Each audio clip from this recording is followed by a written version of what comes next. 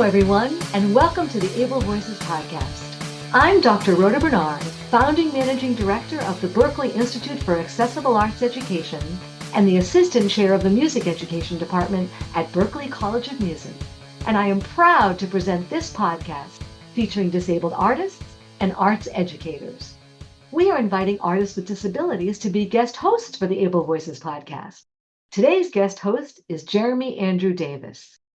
Jeremy Andrew Davis is a multi-hyphenate writer, film director, disability advocate and representation consultant, entrepreneur, and social media content creator. He is on a mission to transform disability representation, shaping the cultures of tomorrow through the stories of today.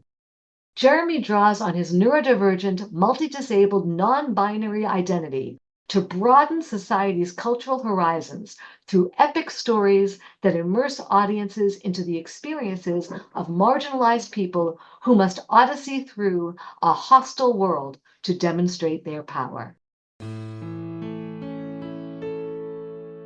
Hello, everyone. I'm Jeremy Andrew Davis, your guest host for this Able Voices podcast episode. Today, I am thrilled to introduce you to Cashmere Jasmine. Cashmere is a first-generation disabled Afro-Caribbean writer and director from South Florida. She crafts genre-bending media that revolve around taboos and the complexity of identity seen through lenses of class, race, sexuality, and even criminality. Deconstructing perceptions with her real-life experiences with dark humor, love that, featuring antiheros that you'll love to hate. Cashmere continues to imagine new ways to tell disability-inclusive stories and continues to represent those perspectives in the writer's room. Cashmere, welcome to the Able Voices podcast. Thank you so much for having me. This is very exciting. Oh, wow. I hate that bio so much. You read it exactly how it should be experienced. Thank you so much. Not to direct you, but it was fabulous. Thank you. I always feel so uncomfortable when people are reading my bio and I'm like, oh my gosh, people are looking at me, don't perceive me. And yes. Exactly. But the work that you have done is incredible, and I can't wait for everybody listening to get to know your work better. So I want to hear more about your story as a filmmaker. How did you get started, and how did you get to where you are today? Oh, wow. How did I get started? I do feel like, in a way, I stumbled into it. I was just finishing up undergrad. I realized I did not have the grades or the emotional wherewithal after burnout to go to law school. So I wound up in finance right when there was the downturn, the recession, and somehow wound up doing some finances for a music video director in Miami. And he did hip hop in the early noughts, and it was problematic, but I learned a lot and really connected visuals with not just storytelling, but if you have intent behind it, what it could actually be. And I kind of took that and ran with it. And so I was working behind the scenes in small media back in the digital age. And so the digital age, meaning the rise of digital cameras. Yes, I am aging myself quite a bit here. And so, but like, it was really exciting. And I remember saying it was the wild, wild west way back then. And it was, just using what I was decent at and kind of building on it. So eventually I got a grant, wrote a business grant it's a disability business grant through the Social Security office in Massachusetts. And I used that money to get across the country and decide that I was going to keep doing this as a production company on the West Coast. That is amazing. It's so interesting how our lives can take left turns and then we find what we truly want to do. It's very true. I remember I was in Sundance with Nick Novicki, who was one of the of the mentors, and he was like, "This is your Slumdog Millionaire. Like, no, you have a finance background. You've been in production. It's like this might be what you're meant to do." And I was just like, "Yeah, think." And it was really funny where he's like, "Yes, obviously." Yeah, So and I've seen some of your films, and they're beautiful and thought-provoking, and like just the way you do your visuals tied into the story. All the elements are just, I'm out of words. I need I used beautiful already. I got to pull up my thesaurus in my brain. Come on, boot. But yeah, they're just, they hit you in the heart and the everywheres, the liver, the kidney. So Like the yeah. kidney, literally. Yeah. uh, thank you so much. I did went to photography school. The one thing that the director that I worked with in Miami always used to say is, to master the frame. And I mean, he should have said Mm. shoot film, but it's fine. I took what I could from his advice, and I am very much invested in the craft because the stories can be told, and if you're generous, you realize that you're there also to entertain, not just to put out a message or just deal with catharsis and tell those stories because they mean something to you as an individual. And that really shifted a lot of my focus. It made me feel like I'm here to participate in a conversation and less climb up onto a Mm. soapbox. And I really do hope that is effective and continues to feel effective as I grow as an artist, which is my goal. Yeah. Oh, I love that. You're creating things that start conversations and having a conversation rather than standing on a soapbox. And I think a lot of filmmakers, when we start, we feel like we have something to say, and so we get up on that soapbox. And as we grow, we go, oh right, we need to be having a conversation with our audience as well, and that sparks them having conversations too, and it just evolves the whole experience for everybody. Tell us about some of the projects that you've worked on or the ones that you're working on that you can talk about right now. um, well, of course, there was Oreo, and that was my very first piece. It's so good. I mean, for me, it was supposed to be practice. I didn't realize because the whole thing about being perceived, and I put that out there, and it was a series of vignettes about what it was like to be a black girl, or to be of in religious circles, or be of like mixed descent, or like and just like these various very small my shifts in identity and those and what that perception is. And it's crazy that people actually saw that and they were like, ooh girl, maybe a little autism, or ooh girl, hypersensitivity, rejection Mm, system. And I was just like, yeah. I and these it was and that's where the conversation came from, and hating to be perceived, but to also learn something about myself and about what touched my audience, which is people who saw themselves in my position as somebody with neurodivergency or different types of disabilities, walking through these circles. I it finally, to as much as I am afraid of being perceived, to be seen and understood Yeah. was rare. And Yes. I'm Yes. obsessed with it now. I'm obsessed with it now. Yeah. And it's like so uncomfortable to, like, you put something out there and then your audience gives you some insight into yourself that you were completely unaware of. And you're like, No clue. what? No Oh my clue. gosh. And then your whole like foundation is now at a different angle. And you're like, at first it's unsettling because you're not used to it. And then you're like, oh, this is so much more stable now. But yeah.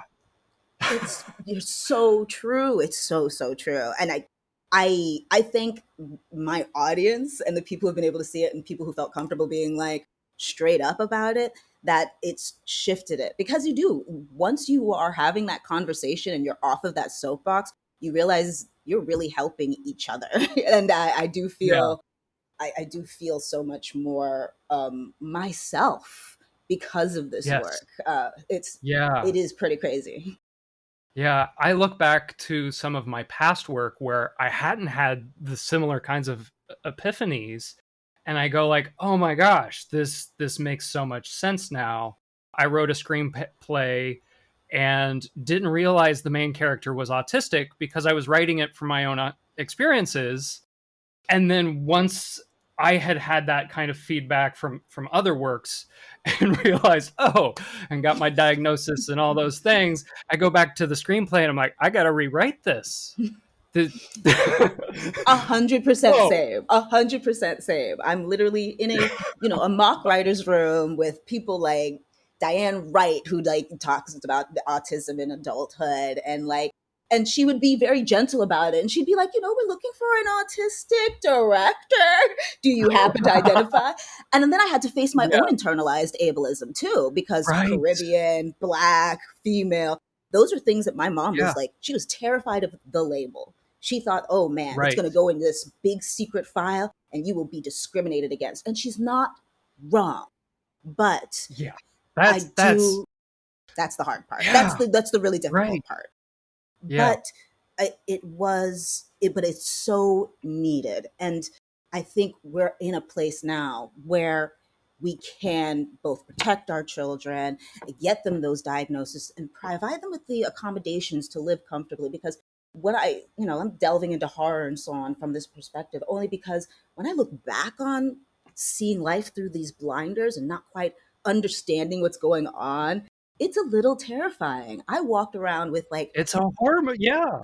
my nervous system was insane because I was constantly just trying to make sure I wasn't doing something wrong because it seemed like everything I Yeah. did was wrong. Yeah. It was this art and being in this community has been just a huge like growth for me. And now I feel like there's just unending possibilities when it comes to this topic, because it is all of us when we really do take the time to look at it. But for now, let's play on those differences. Let's play on those perceptions, and let's tell those stories. Yes. And I think you just gave me an epiphany of like, oh yeah, growing up undiagnosed, unaccommodated autism is at best a thriller and at Yes, worst a horror movie. It's like this 100%. insidious pressure, just like nails on a chalkboard all the time, and you don't know why. And it's like, well, this is just normal for everybody, right? Right? And then when people are like, "No, Oh, girl, I'm okay in my skin. You got to work on that." And yeah, and I mean, and then I was homeschooled, and then I walked into these, and I'm not just talking about spaces that are neurotypical. I'm talking high performing, high achieving, like going to yes, Wellesley College. These women understood, and they couldn't comprehend me not understanding myself to the same thing. And it was because I spent my whole life trying to be okay and appear normal to you that I took no time to figure out who I was, yeah, yeah. So how do you go about having sustainability as a disabled artist? Like the emotional and spiritual side, the balancing fulfillment and ideas of success, like all of that. It's it's very difficult at this very moment, especially where we are with our industry right now. I will Yeah. say Yeah. though, we're in a great place if DEI or diversity equality initiatives continue. We are Hmm. in a as disabled individuals, as people who live in those intersectionalities, we're in a decent position because we are so underrepresented. Number one, Yeah. so there are some opportunities there. I know AI is still a very sticky and strange point, but you try to look at everything that's happening and turn it on its head. I mean, that's what we are. We're great adapters. This is an opportunity to get ahead of the curve, to plant our Hmm. flags, to say, oh, no, this is fantastic for us. It is remote, it is sustainable, it is accommodation filled, to be able to work within the AI space as it moves into film, not to replace writers in any way, but as tools that can increase efficiency. And that's a much deeper topic, and you should talk to somebody much more intelligent than I. But Yeah.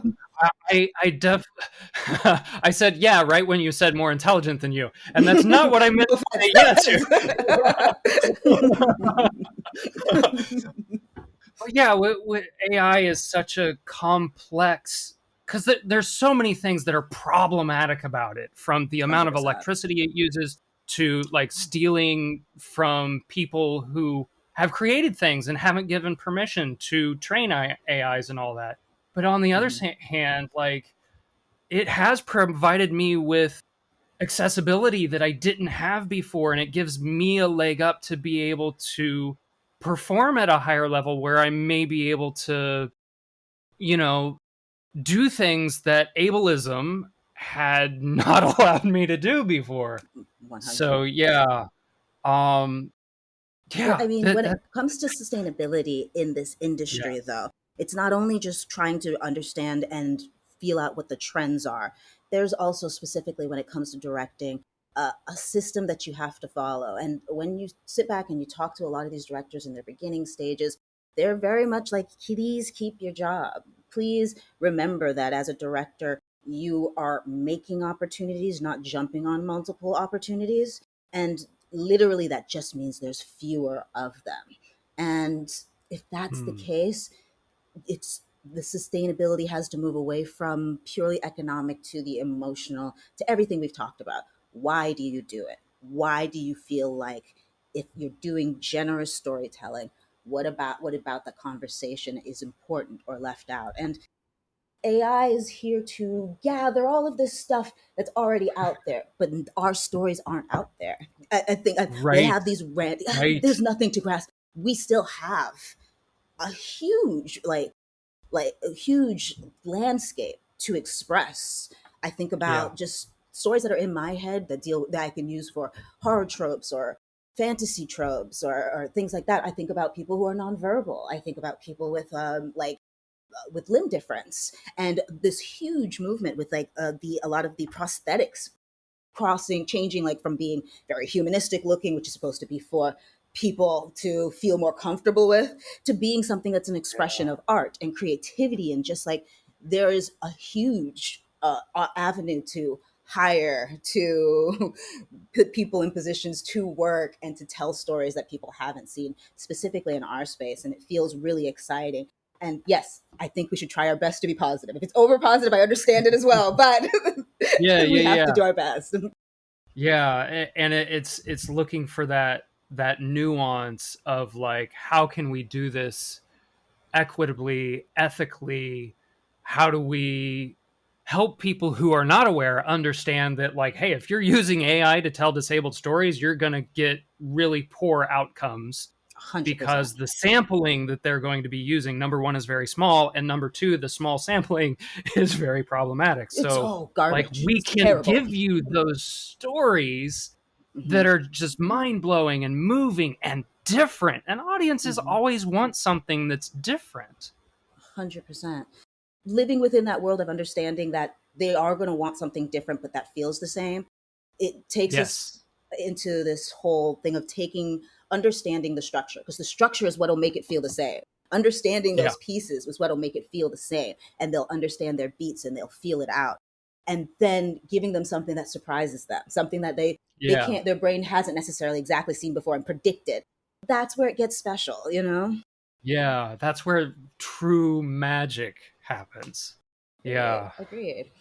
So you work in horror, you mentioned fantasy, which is right up my alley. Yeah. Are there other genres that you like to work in? I mean, definitely everything is grounded in comedy for me. I think if you've been through trauma, etc., that you've definitely laughed at it even just a little bit, and it feels like Yeah. such a universal place to play with. But I'll say right now, I am just exploring every aspect of myself creatively, while we're in a place where it's possible, and where we can start to experiment a bit more, for me at least. But it's if there were any other genres that I haven't done the way I want to, I have this black Greek retelling, or a black retelling of a Greek mythology of the character Narcissus. And that's what I mean Mm. by, let's get a little strange. Let's do a little like Yeah. different stuff. I just introduced Yeah. this. There's a story, a myth, I believe it is South American, about children who were born with wings. And I think there was some ideas that have been tossed out and maybe played with, not just through novels, but like novels to TV that maybe weren't particularly successful. But I think that could be really, what a fantastic parallel of disability, about these kids who are born with this quote unquote abnormality, which is truly a superpower, and then being ostracized. And I Yeah. just, I like, when you're thinking through that lens, it feels like these stories that can be told are kind of endless. Yeah. So as you're thinking of what stories you want to tell, what is it that you look for in an idea, or do you have a process for coming up with ideas? I know there's so many different ways ideas can come to us. What does that look like in all its different facets for you?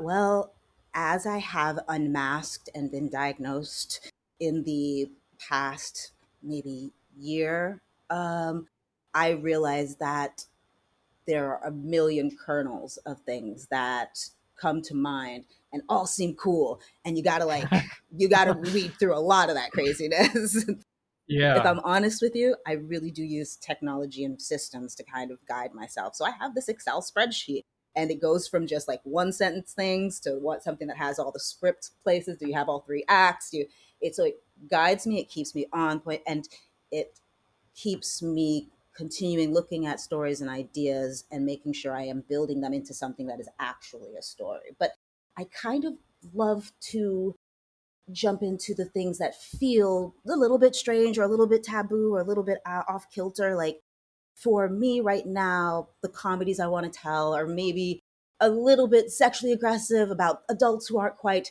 adulting well.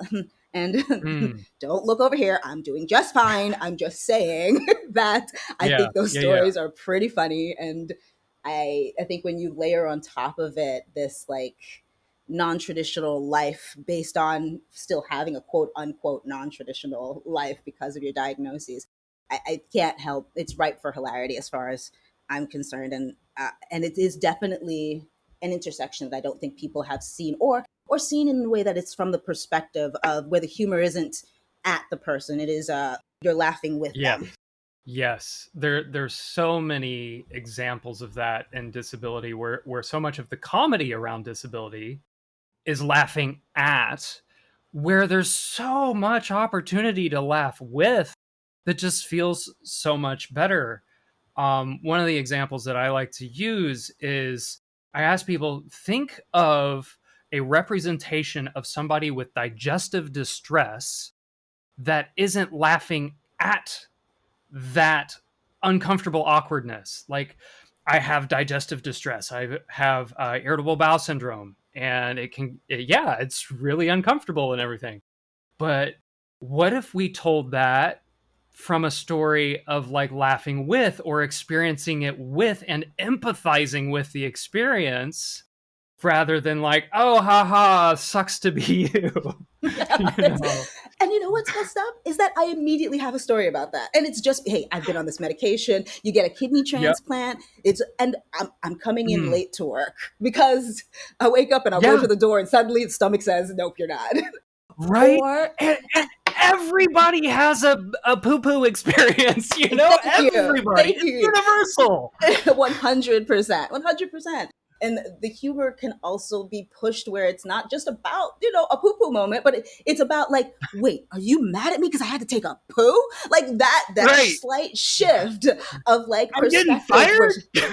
Exactly. Are y'all mad because I had to take a poo? Oh man. And I think it is hilarious to me. And it does also kind of shine a light on these ableist ideals of like, I don't care what's going on the inside, just don't bring it to work. And I'm like, but it's what's on the inside that wants to come out, and I can't control that.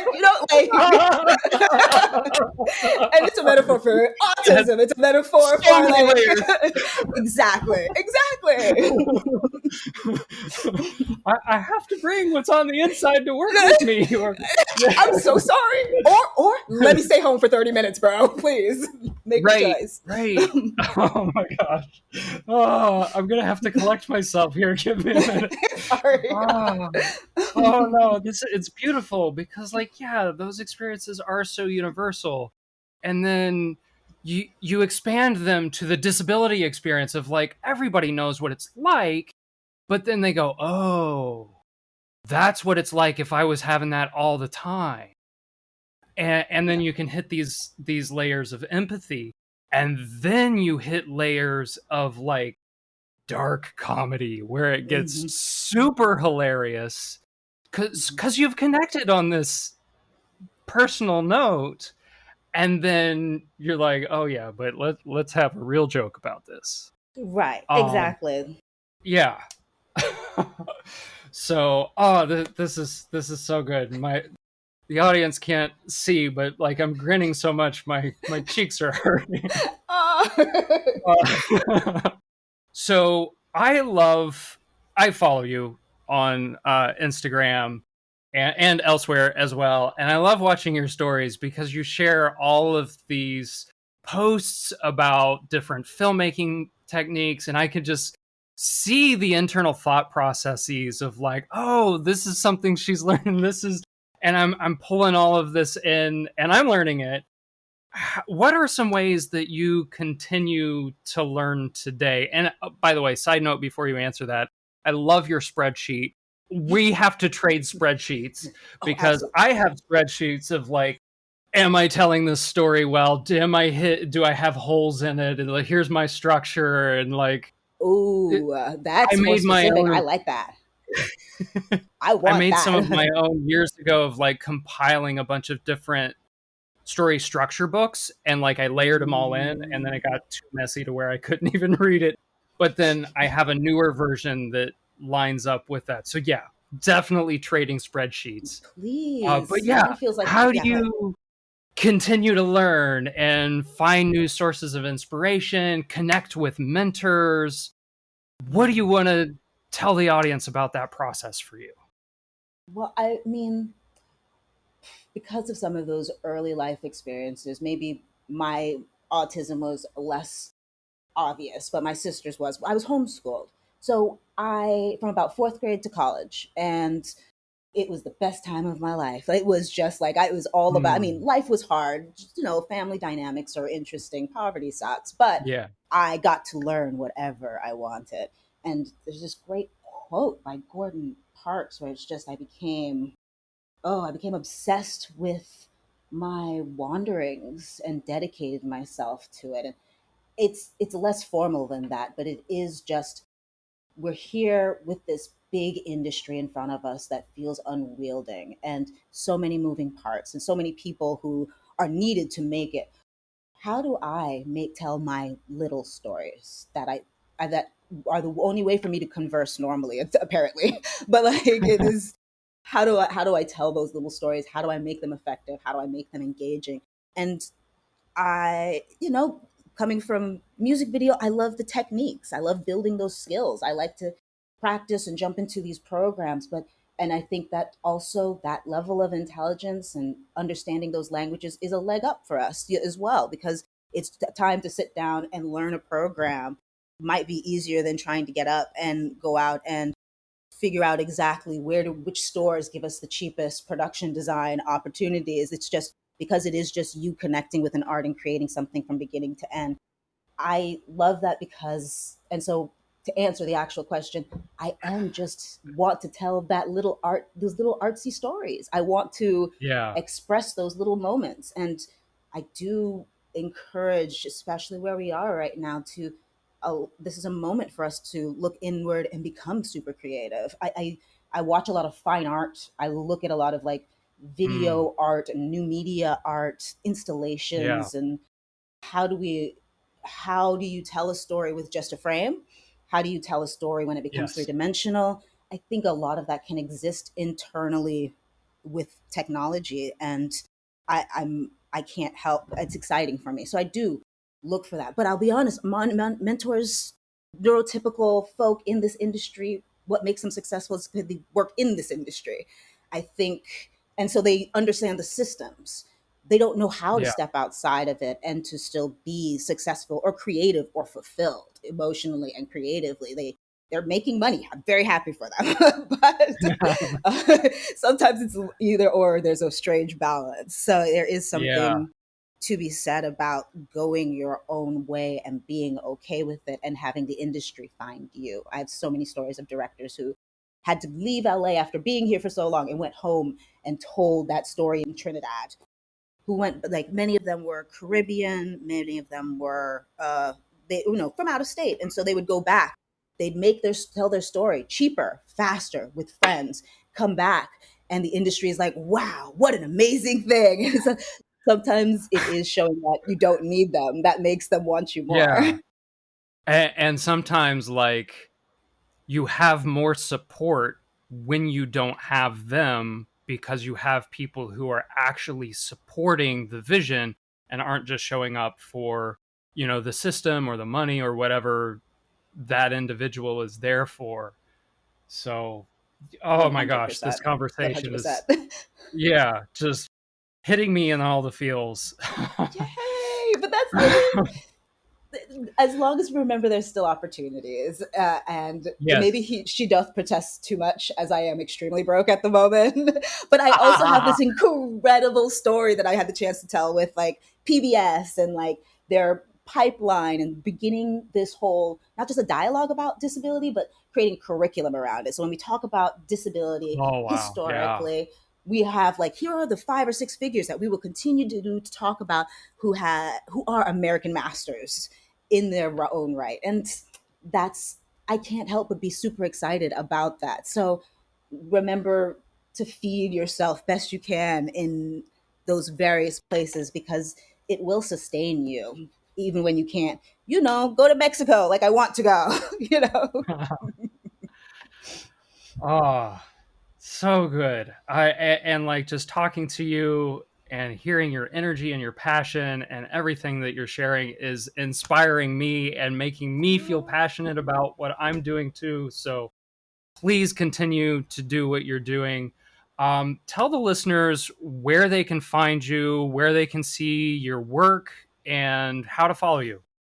Oh, definitely. So I am Cashmere Jasmine on all platforms. My TikTok is just random stuff, fashion, clothes, my boyfriend, but like everything else is much more work oriented. And to see the work, we will be putting out the Renegades PBS American Masters shorts. They will be available in October. Oreo will be going up on my website shortly for everyone to be able to see. Nice. I'm Everyone excited for that. has to check that out. Were you able to Yeah. see Disabled AF, which we submitted to Easter Seals? But I messed up. Not that I messed up. I wanted to like follow my heart, and so I made a horror instead of a buddy comedy. Mm-hmm. because I'm rude and I don't follow rules. But Yeah, I kind of did that with my submission as well. Go off, Yeah. follow your heart. Go for it. Yeah, there was some comedy in there, but it was a little more dramatic. Do it. See, So, yeah, us autistic 100. people just can't. We either follow the rules like to the nth degree, or we can't follow them at all. Dude, and you know what? It's beautiful. Problem is they don't know which one they're going to get, but we're going to do our best regardless. Right. But my inspiration's going that way, so we're going to follow it. And what's great is that I could do that with EDFC because you're surrounded by people who are like, go off. I vibe with it. It feels authentic. Yeah. So it's like the rules don't matter. But I'm hopefully putting that up on the website too. So hopefully come to Instagram. I'll put that stuff up there. Come to the website and take a look at it. And what's your website? CashmereJasmine.com. Awesome. Easy to remember.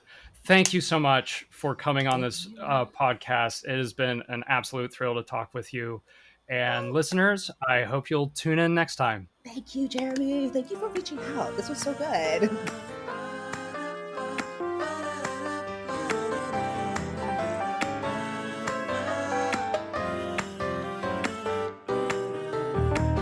Able Voices is a production of the Berklee Institute for Accessible Arts Education, led by me, Dr. Rhoda Bernard, the founding managing director. It is produced by Daniel Martinez del Campo. The intro music is by Kai Levin, and our closing song is by Sebastian Batista.